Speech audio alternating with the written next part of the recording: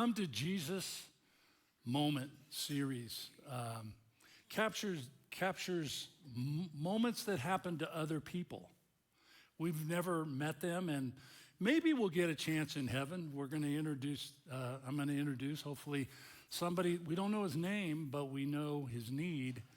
And it's something that's meant to be, a person that's meant to be sort of an invitee to your Thanksgiving meal. Somebody that becomes that kind of person to you and to me. And that's what this series is built around, is moments like that, come to Jesus moments, because it doesn't stay his moment for very long. It becomes our moment if the Holy Spirit has his way. Speaking of Thanksgiving, we're probably all,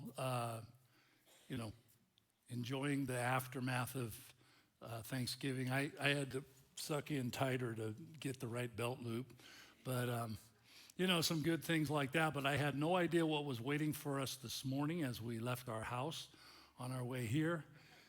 That keep in mind, we're from Portland, but there would be an interruption to the morning news shows that we are standing here on a bridge, and that, if just watch for it, there's a couple of snowflakes we saw just a couple of minutes ago.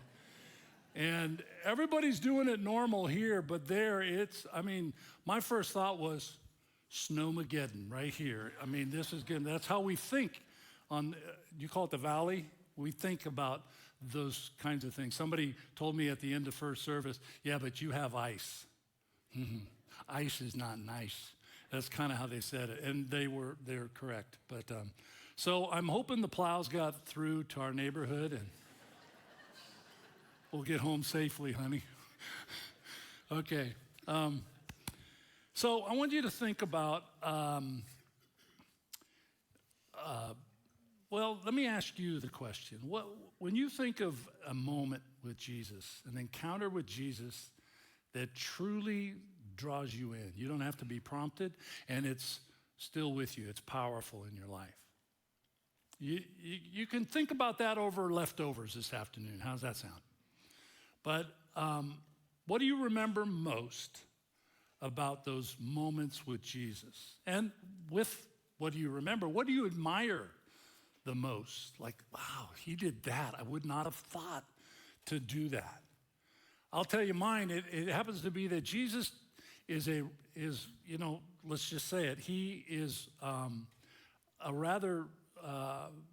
he resisted rules.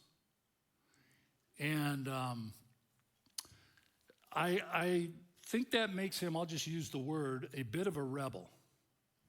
Which, when I was a teenager, that was like, hey, I'm just like Jesus, man. I know I got in trouble, but so did he. And on it went. I know my mouth got in trouble. Read Matthew 23 if you haven't read that recently. Woe to you, scribes, Pharisees, hypocrites. That's what he's doing, and he's pointing fingers. And he does that 7 times. So you couldn't duck and cover. You were in the crosshairs, we would say, in hunting season, of those words. They were meant to be personal. So Jesus, he got in trouble sometimes because he resisted, and please, let's be clear, he's not a looking for trouble or picking fights kind of savior. That's not him. That's not the rebel I'm talking about. But he's somebody that resisted dumb rules. And there were lots of them in his day. For example, let's say today Jesus walked in. It wasn't me, it's Jesus. And you came in here with a burden. And it's a medical condition that's not getting better. You've been told it won't get better. And Jesus says, I want to give you a moment to come up and we can just spend a little time together because I want to deliver you and set you free from that affliction, whatever it is. And of course, there's lots of people that come forward. But imagine if Jesus never could say that on a Sunday, because after all, the rules say you cannot, check your watch, it's Sunday, you can't heal somebody on Sunday. So, though you came desperate, though you learn he's Jesus, you're told, I know your needs now, but you're going to have to come back tomorrow. And then that day, it's the Sabbath, sunset on Friday, sunset on Saturday, that window. But for our comparison, it's Sunday. And you came here, and you have a need, and you left with that need because no one addressed that need. Especially Jesus. Couldn't. He's constrained not to. Jesus was like, what is this? Who does that? Of course I'm going to heal you now. Or take even something I think that's more serious, choosing to condemn rather than forgive a sinner. You have to ask the woman, John 8 is her story, and she was caught in the act of adultery and drug in front of condemners whose mission, because they had a rule that said so, was to gather stones and do away with her. Now, never mind the fact that she's in a horrific moment. And Jesus famously wrote in the sand, and then he looks up, and it's now just him and her, and he says, where did they all go?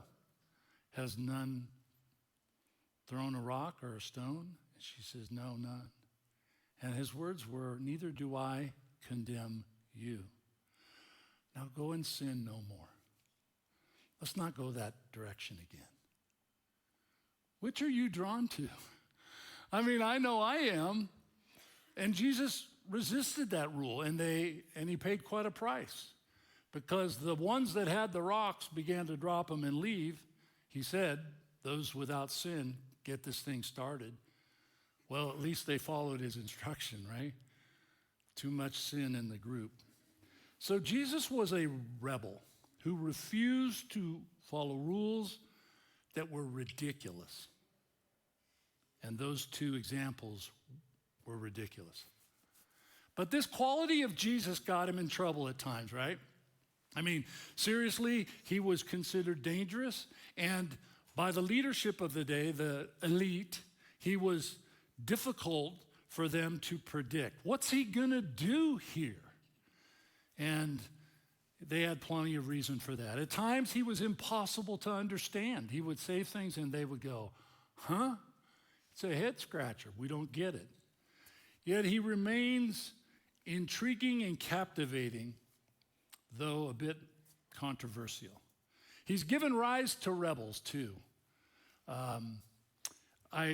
Maybe you've heard of the teenage son who walks into the family room, his dad's sitting there watching TV, and says, Dad, I need to see about borrowing your car for a hot date. And the dad says, sure, just as soon as you cut your long hair. And the son thinks, well, I've outsmarted Dad this time, and he knew his dad was a Jesus follower. He said, Dad, Jesus had long hair. And his dad replied, yeah, and Jesus walked everywhere he went. So I guess the counsel there is make sure if you're a rebel, you have backup. You have a reason.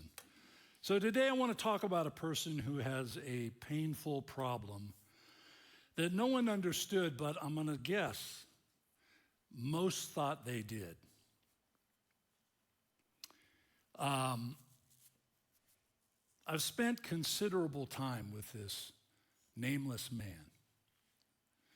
And I've spent enough time to actually, this week even, feel fresh pain for him. Feel a sense of what he might have felt like. We're told, again, no name, but we're told his story in 3 of the 4 Gospels, Matthew, Mark, and Luke. If you're new to the Bible, those are called synoptic Gospels. And they basically mean they're a synopsis of what Jesus did in his 3 years. So Matthew, Mark, and Luke. My Bible's open to Mark chapter 1. It's the the shortest of the Gospels, and it's also the most succinct of this story in the first chapter. So if you have a Bible with you or an app or something like that, feel free. It'll be up on the screen for you as well. But on your way to Mark chapter 1, some things about this man who was known as a leper. Okay? What is leprosy? Leprosy is one of the oldest diseases in recorded history.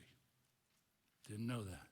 It remains common today, believe it or not, but mostly in tropical climate zones. It's almost non-existent in the U.S., which is really a testament not to much more than we have better medicines than some of those tropical zones in the world. That's probably true of a lot of illnesses. Leprosy, or Hansen's disease as it's become classified, is a contagious bacterial disease that damages a whole bunch of things: fingers, hands, feet, toes, and some of the most horrific effects are on the face of the victim. There's damage to their nose and to their ears, and great visual damage to their eyes because of the effects of Hansen's disease. It's treatable today. In the ancient world, it was a death sentence.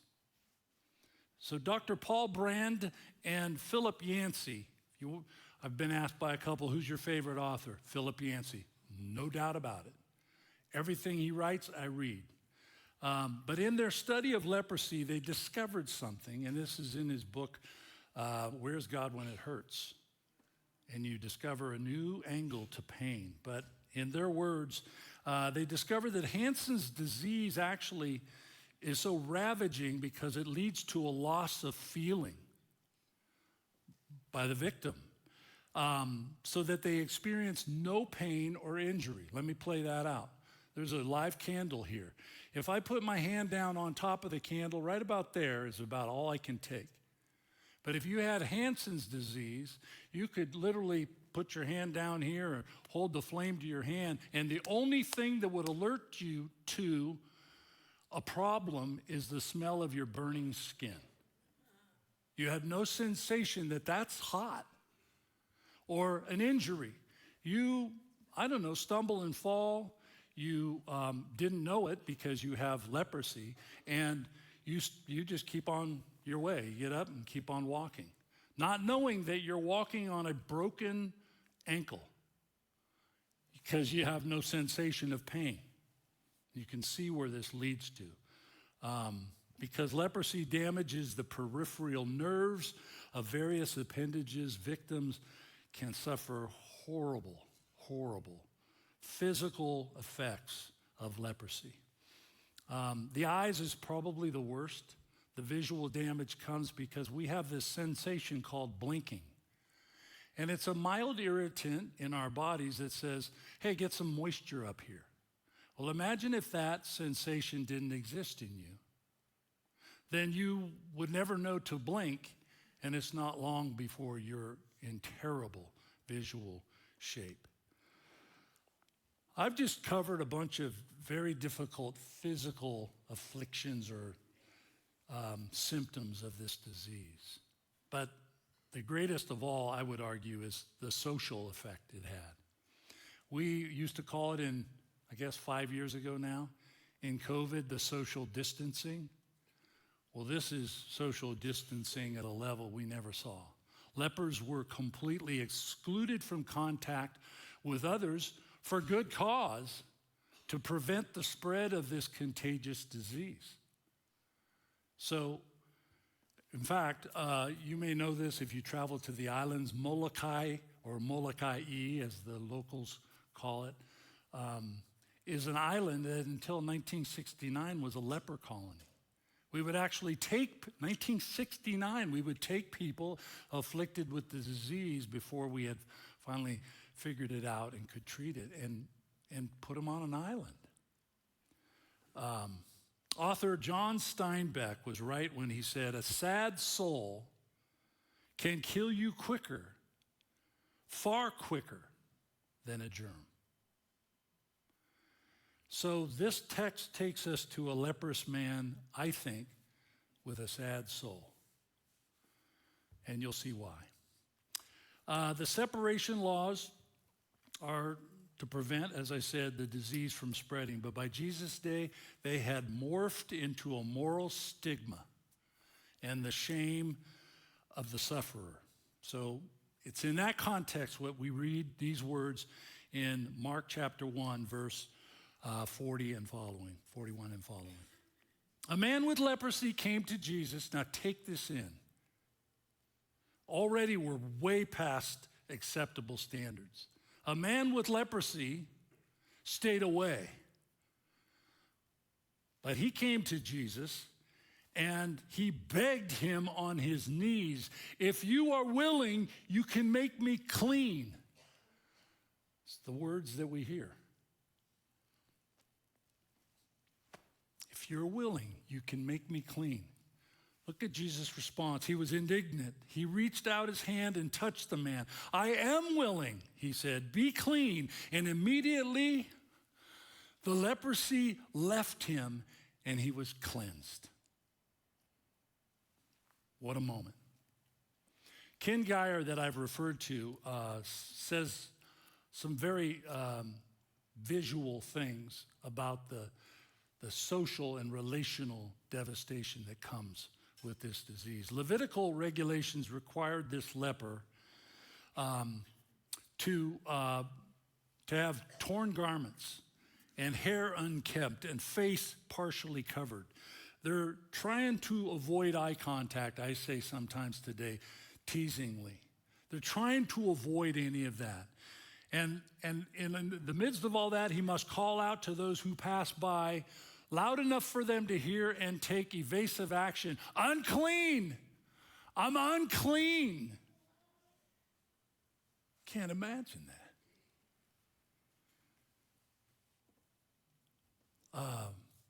He must be kept at least 6 feet from those he passes. And as he passes, get this, he's shunned. Little children were taught to run from a leper. Stay away from that. Stranger danger on steroids. He's got a disease that can hurt you, and do away with my precious child. So they're taught to shun him. Older ones shoo him with stones. They just go get, and it has the effect of deterring them from getting any closer than they are. Adults would walk to the other side of the street, mutter a prayer for him under their breath, and they're shaking their head wildly in disgust, and they simply look the other way. Like I could give you examples. There's modern day examples everywhere, but it happened then too. This explains why in his coming to Jesus, falling on his knees and begging is so palpable. This man's never been in a setting like this. But it's an all-in, go for broke. What do I got to lose? Moment that's meant to be felt. We don't read it in this report, but there were likely 2 prominent reactions, and they happened very quickly. If you imagine that scene, him coming up, dropping to his knees and begging for healing. They happened first, the gasps of the horrified people. Remember, they're all pressed in around Jesus. And here's this unclean man, doesn't cry it out, doesn't say a word. He simply comes up and finds his way in front of Jesus, begging for mercy. Incredible. And then following quickly by a sudden recoiling of those same people. They see that, and they jump back, and they get out of the way, and most assuredly avoid all contacts with this man. He was accustomed to such treatment, though, which reveals people's true feeling, if you think about it. It's not just that they could get sick, but their true feelings and attitudes toward a leper. You say, what's that? It's that they believe that the suffering this man is experiencing was because he sinned. There's a reason you're suffering. And you've got you to look at in the mirror. There was this widespread belief that you had it coming. You know what? You reap what you sow, dude. And that spirit lives on. Was it true? Was it true that the only explanation that stands up is that you are suffering from this terrible disease because, in fact, you sinned somewhere?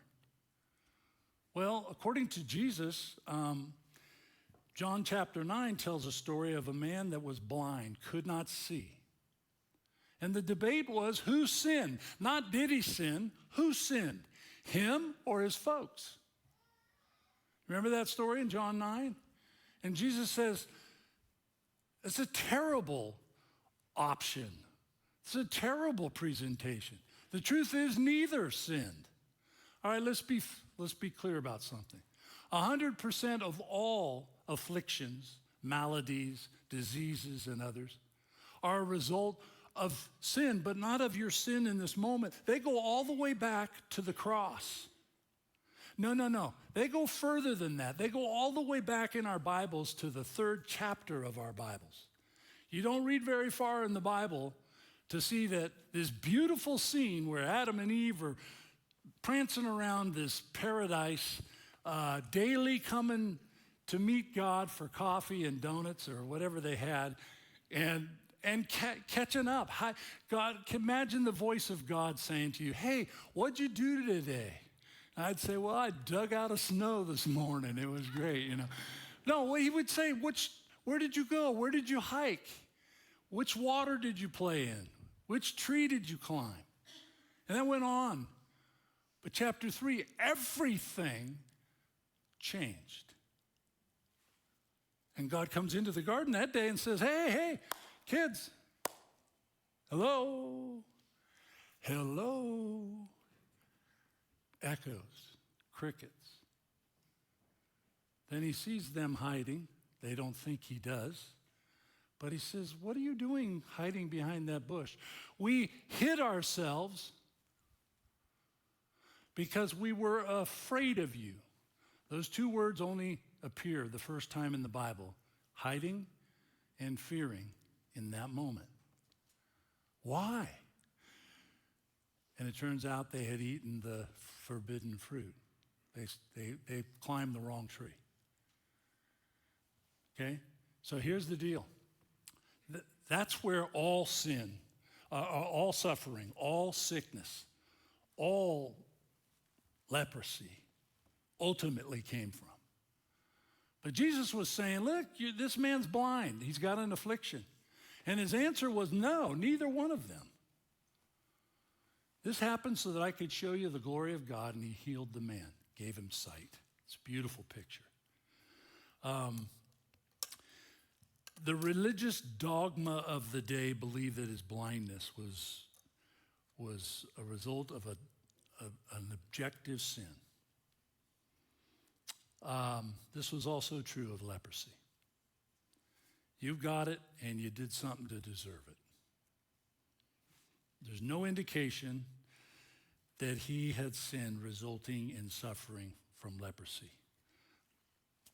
So no wonder Mark reports that Jesus was indignant.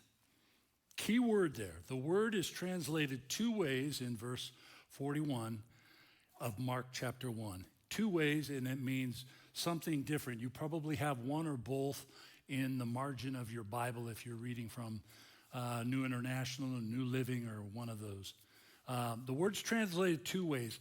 Anger is the first one, because Jesus was angry at the effects clear back in Genesis 3 to this dear soul, this man. He's angry about that, and he's angry at the suffering that this man is enduring under the alienation and scorn of people all alone. But then there's a second word that shows up, and it can be translated the same, indignant, and it's the word compassion. Jesus was moved by anger and compassion because of the man's desperate need for touch and healing, which explains the wonderful moment in verse 41. Look at it again. Jesus was indignant. He reached take it in, out his hand and touched the man. I am willing, he said, be clean. In touching this man, not just speaking words of healing, he erases all kinds of layers of soul suffering. Do you realize that the Jesus we're reading about was the one that Hebrews says created the world by words only? And 2 Peter 3 says he will come to destroy the world eventually and remove all the evil by words. I've sometimes teased, Jesus didn't have a hammer. Okay, he was a carpenter's son, so he probably did. But the point I'm making, he didn't create the world we live in with his hands. He didn't have to pour concrete and build buildings and roads or whatever, mountains. He didn't have to. He just spoke it. Hey, I think it'd be great to have the three sisters here. I think this is going to look good up in, whatever. Pilot Butte, somebody. Jesus did it. He's got words. So then why do we read that he reached out his hand and touched this man? I think we're free to imagine how he touched him. Remember, this man's just out of sorts. He's just dropped to his knees and he's begging. And Jesus doesn't recoil like the rest. He simply reaches out and touches this man. What do you make of that touch? Was it a handshake? Possibly. But I can shake a lot of people's hands and not. I could bring you up close and we probably hug, the guy hug. You shake and then bring him up and back up. Okay, it's good. Do you get what I'm saying? So, no, it could have been more. It could have been, you precious man. You've had nobody. Maybe he kissed him on the forehead. Maybe he hugged him. Or maybe he dried the tears that were flowing from eyes that hadn't blinked in as long as the man could remember. Wow. Whatever the case, Psalm 34:18 is in vivid display here. The Lord is truly close to the brokenhearted and saves those who are crushed in spirit. Does that not describe a leprous man? Does that not describe somebody you know today? Is it possible it describes you? We dress it up a little better. We don't tear our clothes to make a statement. We don't need to make our hair look disheveled. 45 years ago, I had an experience that has never left me, and I'm glad it hasn't. I was in a movie theater, and there was this kind of sweeping movie that was capturing a lot of attention. And I wasn't quite sure what it was about. It turns out it was a true story. It's a true story about a man I've never met. He lived long before 45 years ago, Joseph Casey Merrick. But the movie told about a man that was born grotesquely deformed. I mean, horrific to the sight. You could look it up, and some of you are doing that probably right now. But he was grotesquely impacted by multiple afflictions. So much so that in those days, he was going to be a source of money, a freak show, they called it. And it's like a circus, only it's not animals, it's a man.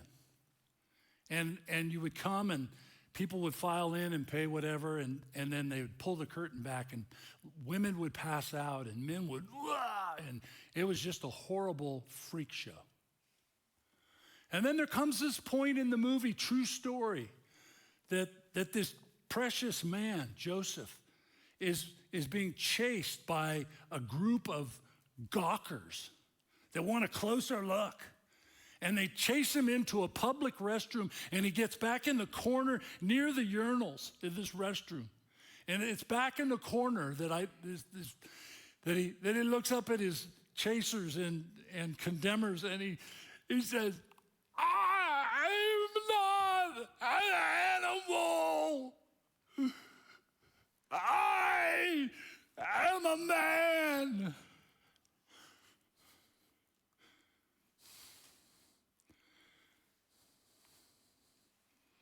And now you know why I haven't forgotten it.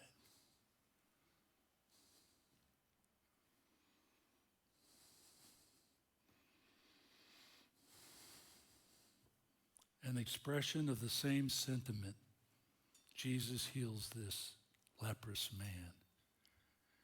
In his tender touch, he affirms his dignity, his worth. No one loves you, but I do.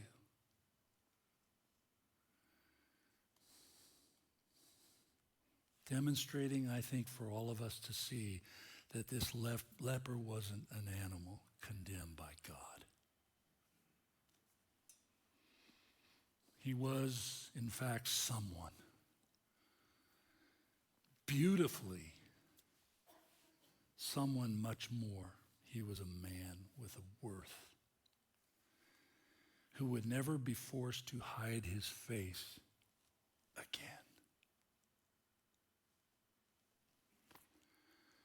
Aren't you glad Jesus rejected the rules of his day? This story inspires me to want to do the same. To actually be a rebel for the right reasons. How's that for a label? I kind of like it. But because this encounter with Jesus ends with a strange sort of footnote, an unexpected twist is what I would call it, it bears mentioning. The healed former leprous man was given a clear admonition from Jesus. Check it out. Jesus sent him away. He sent him away with a strong warning. You can circle those words. See that you don't tell this to anyone, but go show yourself to the priest and offer the sacrifice of Moses that he commanded for your cleansing as a testimony to them. Simple enough, direct instruction. But instead he went out and began to talk freely, spreading the news. Hey, have you heard what happened to me? As a result, Jesus could no longer enter a town openly, but stayed outside. This inspired my message title today. Stayed outside in lonely places. Yet the people still came to him from everywhere. This man was told to tell no one, not to torture him, but because Jesus knew it would deeply impact his ability to move and bob and weave and reach as many people as possible. So Jesus tells him, tell no one. Just simply go and offer the sacrifice of thanksgiving and you will be declared clean. But what's the man do? He tells all. Can you blame him? If I get healed and I'm packing a disease that's taking me down, I'm going to tell every human being I am meet. Guess what I am? I'm well. Guess how I got well? His name's Jesus. Guess what? Can you blame him? I think your answer is no. And Jesus' answer would be no. Jesus didn't blame him, even though it meant changing things. In one sense, this man became a rebel with his cause. It prompts a question, will you follow Jesus' lead far enough to be with people and touch people who hurt?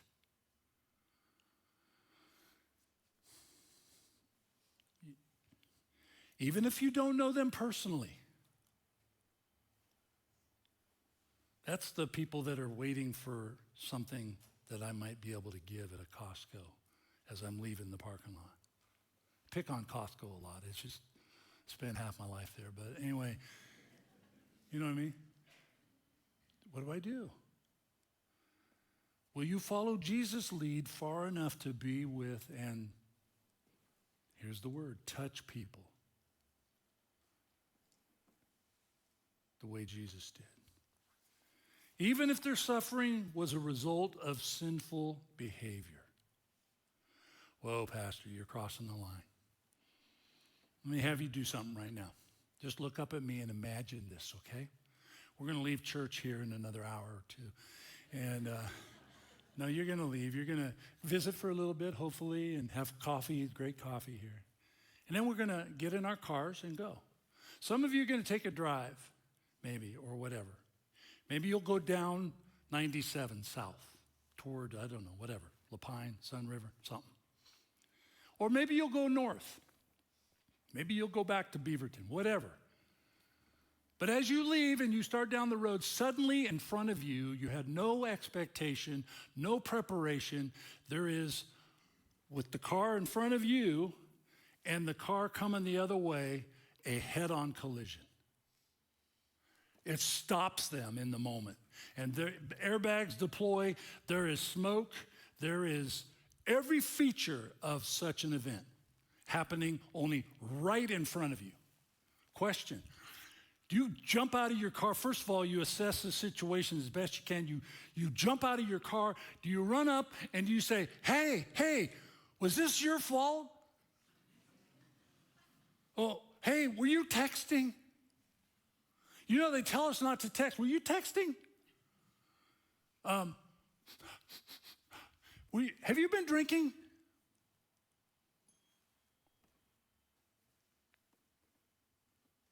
Even if they had, even if they said, yeah, they're screaming out, get me out of here, this airbag, there's a seatbelt still attached. Get me out of here. This car could catch fire. You learn it's their fault. They admit it. I did this. I shouldn't have been texting. It's all my fault. Do you go, whoa? Well, then you can sit there and stew in it. Do you draw back? Or do you do something? Prompting a question: will you ask God to use you to touch someone's life the same way Jesus did? I think that's the outcome he wants for all of us. And I think you're ready to pray for somebody you know that needs you the way this man needed Jesus. They'll see Jesus in you. If you're someplace else watching today, would you bow your head where you are, and the rest of us as well here? And I'm going to have you do something right now. I want to have you do something that's involved. Will you whisper the name of that person? It might not be a person you know by name. It's just that person that's always there asking for help. Or maybe they don't even ask anymore. They're just in a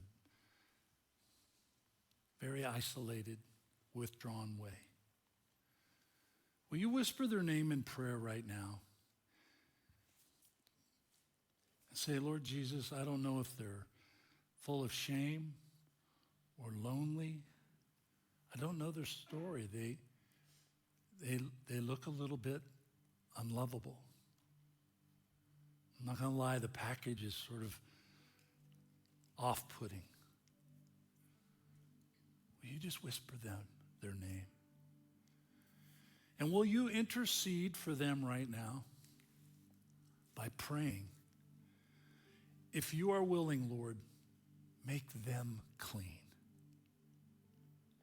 Use me to actually tell them that you are willing and that you love them.